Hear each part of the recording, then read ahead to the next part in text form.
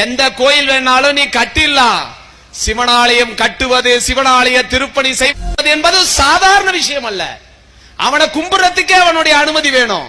அவன் அருளாலே அவன் தாள் வணங்கி, அதெல்லாம் தாண்டி அவனுக்கு திருப்பணி செய்யணும் என்ன வேணும்? அவனுடைய பார்வை உனக்கு வேணும். வந்து கேட்பாங்க திருப்பணிக்கு, குழப்பத்த பையன் வந்துட்டான் பாருங்க, பேக்க தூக்கிட்டு திருப்பணியா அப்படின்னு பொண்டாட்டி உள்ள சொல்லிட்டு போவோம். காதுல வாங்காத, அது ஊழ்வினை வந்து அவங்க மூலியமா நம்ம காதுல உறுத்தும். ஏன்னா நீ திருப்பணிக்கு பணம் கொடுத்துட்டீன்னா உன் பாவம் அறுபட்டு போயிடும். இது சத்தியம்.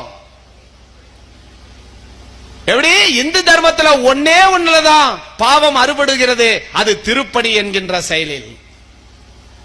அதனாலதான் பல செல்வந்தர்கள் வெளிநாட்டுக்கு போறான், கோடி கோடியா அள்ளி கொடுக்கறான், போய் தமிழ்நாட்டு சிவாலயத்தை கட்டு. அவன் பைத்தியமா? கோடி கோடியா பணத்தை அள்ளி. நீ நினைச்சுட்டு இருக்க எங்க இருந்தோ ஒருத்தர் வந்தாரு, ஒரு அம்மா வந்தாங்க, 2 கோடிக்கு கோயில கட்டித்தரேன்ட்டு போயிட்டாங்க. நீ சந்தோஷப்பட்டுக்கிட்டு இருக்க. அந்த அம்மா உனக்கு கிடைக்கிற பாக்கியத்தை லாரி வச்சு அள்ளிட்டு போகுது. ஓ சந்ததி இந்த பூமியில வாழக்கூடிய அரிய வாய்ப்பை, இறைவன் தந்த பாக்கியத்தை அவங்க லாரி வச்சு ஏத்திட்டு போறாங்க.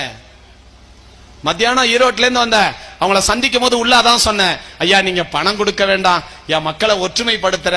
அவங்க தோல் கொடுப்பாங்க, அவங்க தோல் தடுமாறும் போது என் தோலை கொடுக்கலாம், நம்மளாம் தோல் கொடுக்கலாம்னு. நல்லா புரிஞ்சுங்க. முதல்ல நீ தோல் கொடுக்கணும். உன் தோல் தடுமாறும் போது எங்களை மாதிரி பைத்தியம் அப்ப வந்து தோல் கொடுக்கணும். ஏன்னா நீ தடுமாறக்கூடாது. தர்ம சத்தியத்துக்காக பேருக்கு இல்லையா? இங்க தடுமாறுற ஊராயுது யாருகிட்ட இல்ல. கண்ணை மூடுனா கட்டுக்கட்டா இருக்கு உள்ள. அக்கௌண்ட்ல போட்டது போக போடாது வேற இருப்பு இருக்கு. இதை மாத்த வேற முடியாதான். இந்த பணத்தை வச்சுட்டு என்ன செய்ய போற? என்னையா செய்ய போற? சத்தியமாக சொல்கின்றேன், உங்களுடைய சந்ததிகள் இந்த பூமியிலே வாழையடி வாழையாக 16 செல்வத்தோடு வாழ வேண்டும் என்று சொன்னால் இந்த ஆலயத்தையும் ஆலய சொத்தையும் சத்தியமாக நீங்கள் பாதுகாத்தே ஆக வேண்டும். இது யாருடைய கோயில்? அறநிலைத்துறை கோயில், மடத்து கோயில் இல்லை, இது உங்களுடைய கோயில்.